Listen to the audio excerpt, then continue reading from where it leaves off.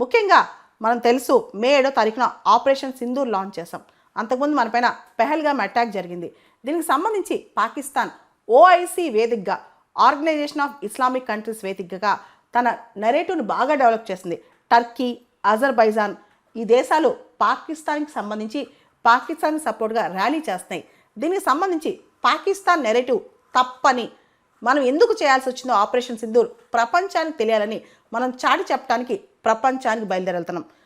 Almost అన్ని కాంటినెంట్స్లో 32 దేశాలు, ముఖ్యంగా యూరోపియన్ యూనియన్ హెడ్ క్వార్టర్స్ బెల్జియంలోని బ్రజల్స్ కూడా మనం వెళ్తున్నాం అనమాట. ఆల్మోస్ట్ అన్ని పెద్ద పెద్ద దేశాలని రీచ్ అవడానికి ట్రై చేస్తున్నాం అనమాట.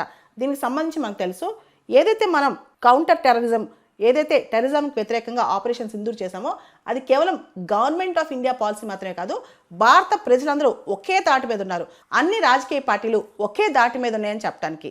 దాంతోపాటు ఏదైతే ఫారెన్ పాలసీ, విదేశీ విధానం ఉందో అది కేవలం ప్రభుత్వ విధానం మాత్రమే కాదు, ఎంటైర్ పార్లమెంట్, పూర్తి స్థాయిలో పార్లమెంట్ మొత్తం ఇన్వాల్వ్ అయింది.